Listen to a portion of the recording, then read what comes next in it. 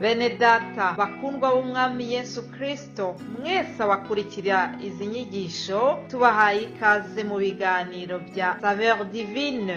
Ibi biganiro mu bitegurirwa n'abavugabutumwa bwiza batandukanye, akaba ari umuhamagaro ugendera ku ijambo ry'Imana byanditse mu gitabo cy'ubutumwa bwiza uko bwanditswe na Matayo ibice 24 umurongo wa 14. Kandi ubutumwa bwiza bw'ubwami buzigishwa mu isi yose ngo bube ubuhamya bwo guhamiriza amahanga yose, nibwo imperuka izahera ko ize. Ibi biganiro mubikurikira ku channel ya YouTube yitwa Saveur Divine. Tubifurije kugubwa neza. Imana Data ari nayo So ibaha umugisha.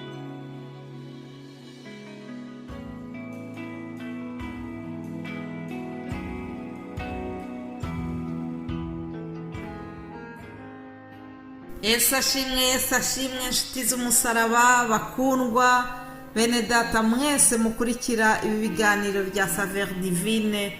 Amahoro ya Kristo nabane namwe. Ndanezerewe muri iki gitondo kuri uyu munsi wa mbere w'icyumweru. Nzamuri Imana ya Isirayeli icyubahiro kuko yaturinze. Imana ikomeje kubana nanjye. Turangije icyumweru cya mbere cy'uku kwezi kwa mbere. Nukuri nta gikuba cyacitse. Ndizera yuko kuri wowe unyumva nawe ari amahoro. Ndizera yuko ukomeje kunezererwa mu mwami Yesu Kristo. Ndizera yuko kandi ukomeje kuryoherwa n'amagambo y'Imana wumva binyuze muri ibi biganiro bya Saveur Divine, cyangwa se binyuze no mu zindi mbuga. Uburyo bwiza Imana yaduhaye bwo kumva ubutumwa bunyuranye. Nukuri iki ni ikintu gikomeye.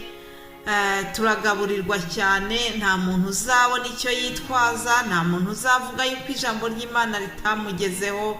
Ahasigaye nitwe tugomba gushaka uburyo tugomba kurishyira mu bikorwa. Naho ubundi byose byarumviswe, nta kisigaye kitavuzwe. Umwana w'umuntu icyo agomba gukora ni ukugira ngo ijambo ryumva arigenderemo, arishyire mu bikorwa, rimubere ubuzima. Ndashima Imana rero yuko natwe yatugiriye icyizere, igashima yuko itunyuzamo ijambo ryayo kugira ngo ritunge benshi, kugira ngo ryuriritse imitima ya bamwe, kugira ngo ridufashe gukomeza uru rugendo twiyemeje rujya mu ijuru. Imana ishimwe rero ku bwanyu mwese. Imana ishimwe kubwo abo twashoboye kuvugana. Ndashimira mwebwe mwese abanyifurije umwaka mwiza, abagiye banyohereza message zo kunkomeza mu gihe nari narwaye. Mwese Imana ibaha umugisha. Rero reka dukomeze gahunda yacu y'ibi biganiro. Ndifuza yuko twafatanya zaburi ntoya y'ijana. Ni zaburi yo guhimbaza Imana. Nkuko mubimenyereye iteka banza gusoma ijambo ry'urufunguzo, ijambo ryo guhimbaza Imana yacu, kuko burya ngo Imana yacu nta kindi kiyitunze uretse amashimwe y'abana b'Imana, uretse guhimbaza, kuyisingiza no kwihimbaza. Ni ibintu binezeza cyane, bikora ku mutima wayo. Natwe rero reka tubanze tuvuge aya magambo yo guhimbaza Imana. Muri zaburi y'ijana handitswe ngo mwabari mu isi yose mwe muvugirize Uwiteka impundu, mukorere Uwiteka munezerewe, muze mu maso ye muririmba. Mumenye yuko Uwiteka ari we Mana, niwe waturemye natwe turi ubwoko bwe, turi intama zo mu cyanya cye. Mwinjire mu marembo ye mushima, no mu bikari bye muhimbaza. Mumushime musingize izina rye, kuko Uwiteka ari mwiza, imbabazi ze zihoraho iteka ryose, umurava we uhoraho ibihe byose. Imana ishimwe. Wowe ukurikira ibi biganiro, mufashe n'ukuri dushyire izina ry'Uwiteka hejuru, ngo kuko ari mwiza kandi imbabazi ze zikaba zihoraho iteka ryose. Nabonye imbabazi z'Uwiteka muri uyu mwaka ushize. Nabonye imbabazi z'Uwiteka mu bihe bikomeye. Ndizera yuko nawe unyumva ushobora kugira ibyo wahamya bikwereka yuko byakweretse yuko Uwiteka ari kumwe nawe. Imana rero ishimwe kuko yabanye natwe, ikabikomeje kuturinda, ikabikomeje kwiha icyubahiro muri ibi biganiro. Hanyuma rero mumenyereye yuko buri wa mbere mbagezaho umutwe w'ijambo tuzaganiraho mu cyumweru. Muri iki cyumweru twinjiyemo tuzaganira ku ijambo rivuga ngo turusheho kunezeza Imana. Muri uyu mwaka wa 2023 ndaguhugurira, ndakwinginga kugira ngo ubeho ubuzima bugenda burushaho kunezeza Imana. Birashoboka yuko n'ubundi wari usanzwe ubikora, ariko ndagira ngo mubwire ngo noneho muri uyu mwaka uzashyireho akarusho. Imana ishimwe. Ubuzima bunezeza Imana, mbese twabubamo gute? Twakora iki kugira ngo tunezeze Imana? Reka dusome Abatesalonike igice cya 4, ni naho twakuye uwo mutwe w'ijambo. Abatesalonike igice cya 4, reka nsome mu izina rya Yesu. Umutwe w'amagambo uravuga ngo kwezwa n'urukundo no gufatanya bya kivandimwe. Nuko bene data, ibisigaye turabinginga tubahugurira mu Mwami Yesu, kugira ngo nk'uko mwabwiwe natwe uko mukwiriye kugenda no kunezeza Imana, mube ariko mugenda ndetse murusheho. Aha niho nakuye umutwe w'iri jambo ngo mube ariko mugenda ndetse murusheho. Muzi amategeko twahawe n'Umwami Yesu kubategeka ayariyo. Icyo Imana ishaka ni iki?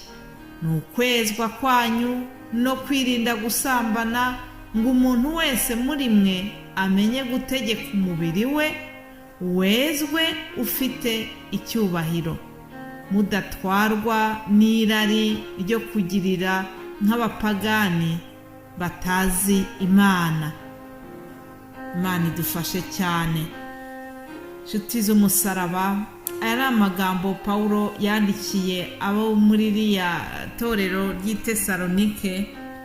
Nuko arabandikira, arabahugura, ababwira iby'imyitwarire bagomba kugira. Arongera abumvisha yuko bagomba kubaho ubuzima bunezeza Imana. Wowe unyumva muri aka kanya, nawe uhamagariwe, twese nge nawe duhamagariwe kubaho mu buzima bunezeza Imana. Mbese ni gute twanezeza Imana? Kugira ngo tunezeze Imana, ikintu cya mbere tugomba gukora ni ukumenya yuko tutakiri abacu ngo twigenge. Tugomba kwitwararika. Umuntu wamenye Yesu Kristo, umuntu wamenye Imana, agomba kubaho ubuzima butandukanye n'ubwo abandi batarayimenya. Ubuzima bugenda bwitwararitse, ubuzima buhesha Imana icyubahiro mu myitwarire agenda agira muri bagenzi be, mu byo avuga, mu byo akora, yewe no mu myambarire yacu hagomba kubonekamo ukunezeza Imana. Muzi yuko mu buzima bwa buri munsi, burya iyo umufiyanse agiye kureba mucuti we, agiye kureba fiyanse we, umukobwa hari nk'umufiyanse baramusabye, akaba afite randevu, afitanye randevu n'umuhungu wamurambagije. Iyo ugiye kumureba ukora uko ushoboye kugira ngo uze kugenda usa neza, mbese kugira ngo umunezeze, nimuhura anezerwe. Natwe rero burya turi abafiyanse ba Yesu. Igihe cyose imibereho yacu tugomba gushaka uburyo Yesu atureba akumva aranezerewe, akumva ntakozwe n'isoni. Aleluya. Imana idufashe kugira ngo tubeho ubuzima bunezeza Imana. Ubuzima bunezeza Imana rero n'ubuzima buzinukwa icyaha icyo ari cyo cyose. Hano Pawulo yabwiye ab'Itesalonike ngo bagomba kwezwa, ngo bagomba kwirinda gusambana, no bagomba kwirinda n'ibindi bintu byose umubiri ushobora kurarikira bikaba byatuma batanezeza Imana.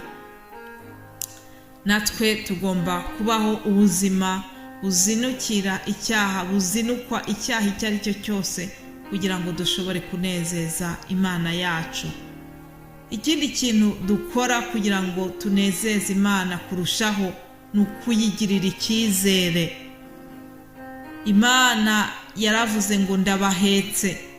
Imana iratubwira muri Yesaya 46:3 iravuga ngo nimunyumve mwanzu ya Yakobo mwe, namwe abarokotse bo mu nzu y'Isirayeli mwese, abo nahetse mukiri mu nda, nkabaterura mukivuka, nkabageza mu zabukuru. Ndiwe muzarinda imvi z'uruyenzi nkibaheka, ninjye waremye, nijye uzaheka, ni koko nzaheka kandi nzajya nkiza. Imana ishimwe. Ngayo amagambo Imana itubwira, ngayo amagambo tugomba kwishingikirizaho kugira ngo tuyigirire icyizere, kugira ngo twe guhangayika, ahubwo tuzirikane iri sezerano yaduhaye ivuga ngo yaraduhetse kandi tuzarinda tugira imvi ikiduhetse. Nta mpamvu rero zo gukuka umutima, nta mpamvu zo guhangayika, tuyigirire icyizere. Imana iyo ibonye tuyifitiye icyizere birayinezeza. Ubuzima bunezeza Imana ni ubw'abana bayigirira icyizere. Ubuzima bunezeza Imana ni ubwanga icyaha. Ubuzima bunezeza Imana ni ubwo kugenda buri munsi wegera ubutungane, wegera gushaka wa mutima wari muri Yesu Kristo. Rero ibyo nibyo mbifurije muri iki cyumweru.